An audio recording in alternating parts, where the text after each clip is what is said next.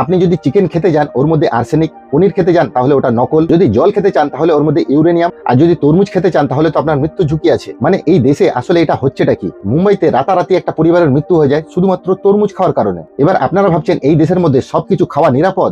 যদি এরকমটা ভাবেন তাহলে আপনারা অনেক বড় অন্ধকারে আছেন। অন্য দেশ মানে যদি চীনের উদাহরণ দেওয়া হয়, ওখানে খাদ্যর ভেজাল নিয়ে কঠোর আইন আছে। ওখানে সরাসরি লাইসেন্স বাতিল হয়ে যায়, আলাদা করে জরিমানা দিতে হয় এবং মার্কেট থেকে পুরো ব্ল্যাকলিস্ট করে দেওয়া হয়। এখানে FSSAI সাধারণ মানুষের কথা না ভেবে আগে দোকানদারের সুবিধা দেখে। জয়পুরে যখন একটা ম্যাকডোনাল্ডের আউটলেটে পোড়া তেলে খাবার তৈরি হচ্ছিল, তখন কঠোর ব্যবস্থা না নেওয়ার বদলে শুধু সতর্ক করে ছেড়ে দেওয়া হয়। গত বছর লখনৌতে 12টা রেস্টুরেন্টে রেড হয়েছিল।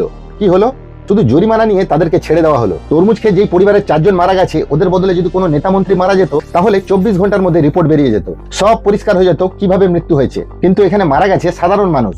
এটা কিন্তু FSSAI এর অবহেলা, যার কারণে আজ ভারতবর্ষে সবকিছুতে প্রায় ভেজাল চলছে। কারণ মানুষ জানে সর্বোচ্চ আর কি হতে পারে, একটু জরিমানা আর একটু সতর্ক করে ছেড়ে দেওয়া হবে, এর বেশি আর কি হবে এই দেশে। মানে খাওয়া নিরাপদ নয়, পান করা নিরাপদ নয়, ব্রিজের নিচে দিয়ে চললে নিরাপদ নয়, ব্রিজের উপর দিয়ে চললে নিরাপদ নয়, আর ফুটপাতের উপর দিয়ে হাঁটা নিরাপদ নয়। আর যদি কোনো কারণে আপনি বেঁচে যান তাহলে মূল্য বৃদ্ধির কারণে আপনারা মারা যাবেন। এটাই হলো বিশ্বগুরুর শক্তি।